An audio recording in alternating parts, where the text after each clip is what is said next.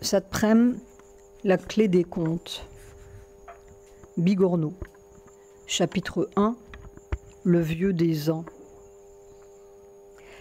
Il était une fois un vieil homme. Nul ne savait son âge, nul ne savait son nom. Il vivait sur une haute montagne, là où de grands fleuves prennent leur source.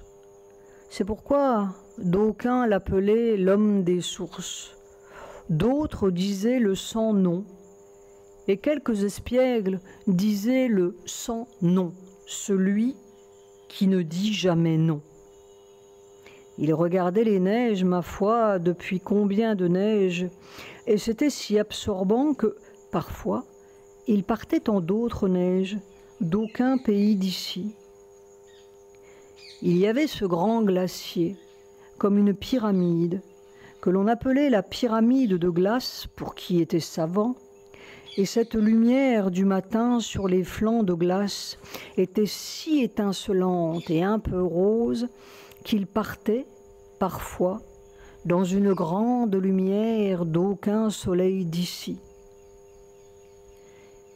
Il savait tant et tant de choses, cet homme sans nom, sans âge, qu'il rêvait parfois de faire couler son amour comme la petite rivière qui jaillissait là-bas et s'en allait vers les plaines dans un grand fleuve parmi tant d'hommes qui avaient tant de noms et une naissance quelque part entre quatre murs.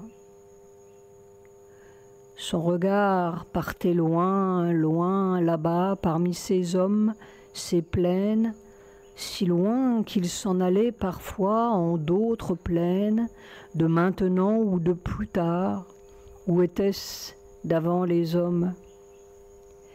Et son amour coulait et se perdait, comme le grand fleuve, lavant des corps, des peines, emportant des cendres et des guirlandes et des rires perdus, des alluvions noires et roses vers la vieille mer qui garde tout. Et lui aussi, ce vieux sans nom ni nom, gardait tout son trésor enfoui de tant de peines et de rires disparus, et d'hommes ou de fillettes, de tant de noms et de soleil ou de nuit d'avant, ou de maintenant, ou de plus tard, sombrés ou à venir d'un ventre si profond qu'il plongeait, parfois, dans ce ventre d'aucun homme, si loin, si vieux, et s'en allait parfois de l'autre côté de tous les fonds, de toutes les peines, de tous les cris et les rires, dans une mer d'ailleurs, d'aucun pays d'ici, et qui était pourtant comme la petite source d'ici, toute fraîche, toute jeune, perlée de rire, où il trempait ses pas et buvait des étoiles de neige. Était-ce maintenant? Était-ce toujours? Et le vieux sans nom regardait loin là-bas, dans ce là-bas qui perlait ici, ses yeux écarquillés, devenus bleus comme la mer frangée d'écume ou de glace, puis refermés sur lui-même comme pour toujours, dans un abîme sans nom qui était lui-même, dans un temps sans temps qui était lui-même, dans un trésor ébloui d'aucun galion perdu, et il ne savait pas s'il souriait ou s'il pleurait, il ne savait plus rien d'ici ou de là, et c'était plein, comme toutes les mers, comme tous les cœurs qui battent, et c'était rien, comme le cri de la bergeronnette qui passe, une seconde, après avoir bu une petite perle de la cascade.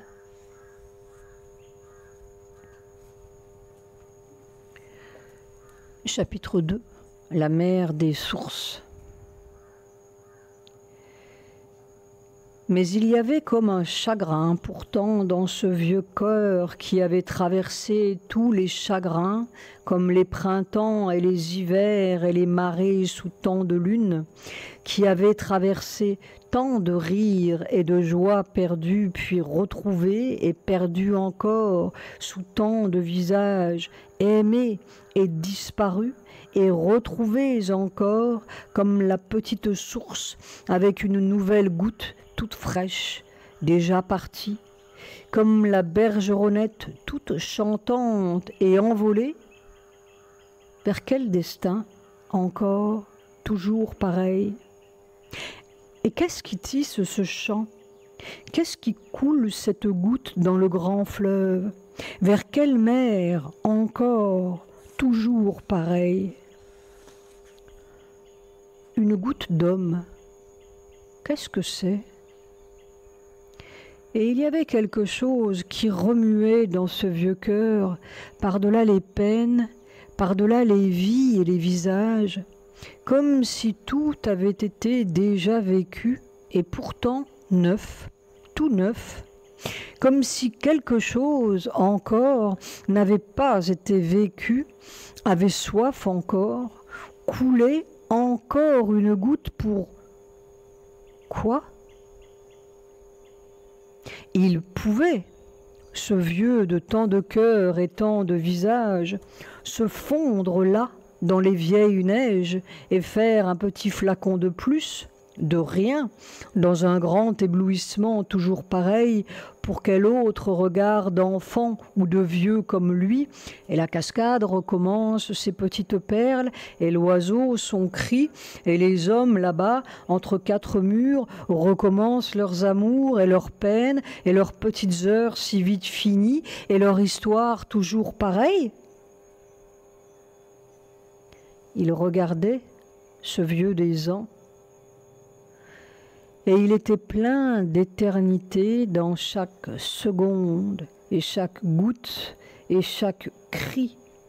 Il était plein d'un trésor infini, et son cœur remuait de ne pouvoir combler ce creux d'amour sans fond, de ne pouvoir donner ce trop-plein, ce quelque chose, couler une goutte encore, et peut-être, tant qu'il y aurait une peine au monde, un petit corps de soif, un enfant mort là-bas, sans sa bergeronnette, un homme dans ses quatre murs, sans sa petite cascade, devra-t-il, ce vieux, couler et couler une goutte encore?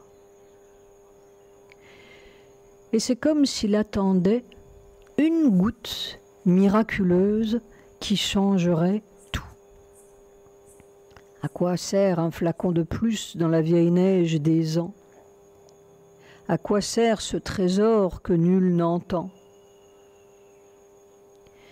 Et tout était plein, et il y avait ce creux toujours. À qui dirais-je mon secret parmi tous ces cœurs qui ne connaissent pas leur propre battement? À qui dirais-je le secret de cette goutte toujours neuve, de ce trésor d'un petit homme? À quel petit dirais-je sa propre question? À cet instant, la grande dame de la source est apparue, et le vieux des neiges est resté ébloui.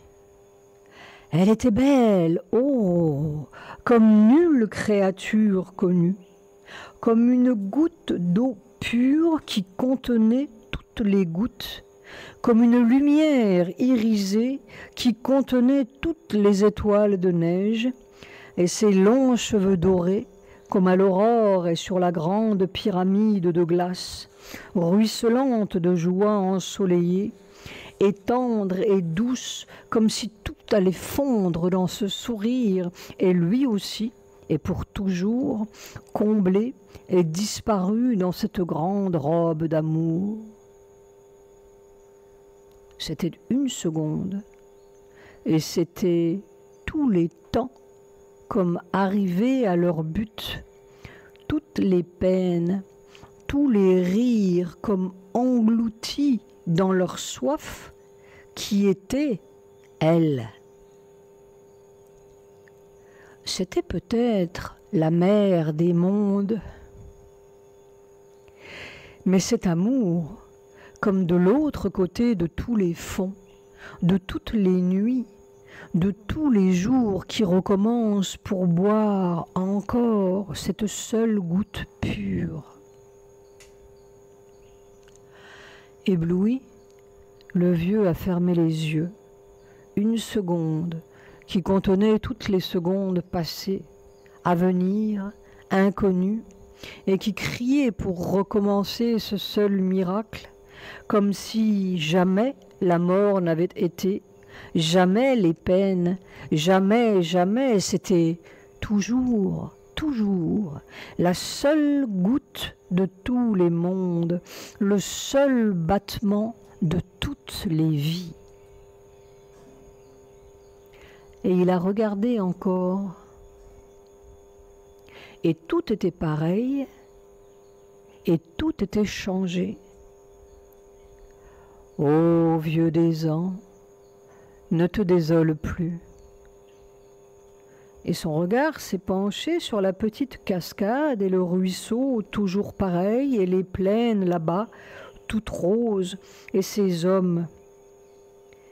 Mon fleuve ne roulera pas toujours ses cendres et ses peines et ses cris, et cette fange des hommes vers ma grande mer, ni ces guirlandes fanées et ces rires sitôt éteints, ni ces battements qui ne battent rien.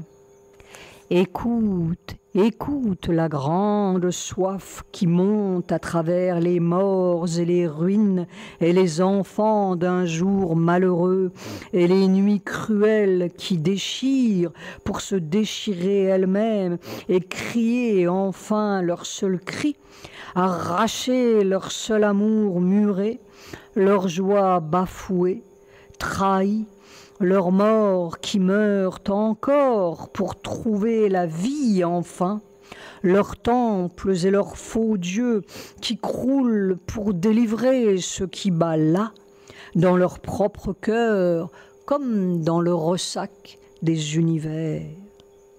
Écoute, écoute la grande soif qui monte et qui balayera ces fanges et ces morts vivants, qui n'ont jamais vécu une seconde vraie, jamais bu une goutte pure comme ta bergeronnette avec un cri.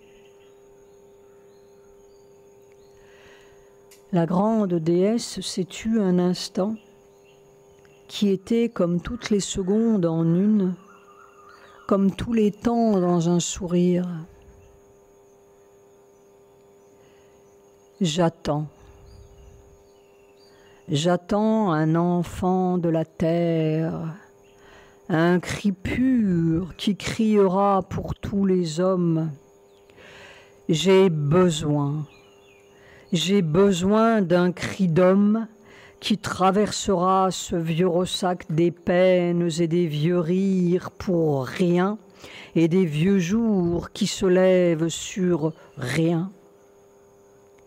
Ma nuit cache un secret. Mon mal cache un secret. Ma mort et mes faux dieux cachent une naissance sublime, mais il faut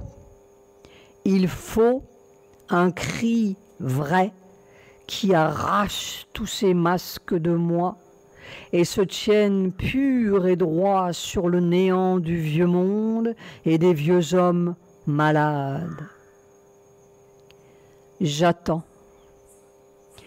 J'attends cette goutte pure jaillie des siècles malheureux.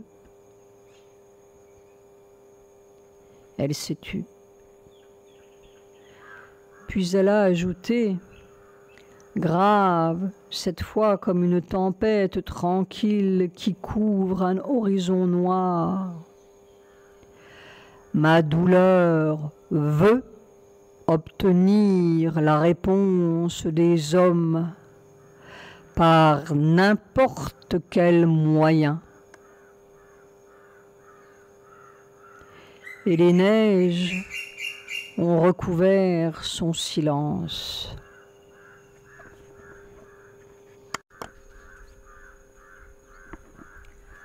Chapitre 3. Une seconde. Mais les silences couvent longtemps sous la nuit du monde, imperturbables, car ils savent l'heure. Et les hommes vont sans savoir qu'il y a une heure et une seconde où tout compte et se choisit. Les secondes passent comme la bergeronnette qui crie. Or, là-bas, dans les pays de la mer, une mouette avait crié. Un petit de la mer, aventureux comme tous les marins, avait décidé de partir, remonter le grand fleuve, et il ne le savait même pas, ou pas encore, car longtemps, les choses vibrent dedans, peut-être pendant des siècles, puis elles se balbutient dehors sans que l'on sache pourquoi ni par quel chemin, au hasard d'un cri qui passe, d'un vent qui souffle. Sait-on ce qui se passe sous une seconde et quel cri des siècles elle traverse, ni quel vieil homme inconnu se retrouve soudain lui-même dans un battement de cœur étranger, sous d'autres climats, comme si tout se croisait et se recroisait à travers un même ciel et des longitudes si pareilles d'un même homme d'ici et là. Y a-t-il tant d'hommes que l'on croit? En vérité, si l'on soulevait un petit caillou, on trouverait peut-être tout l'univers.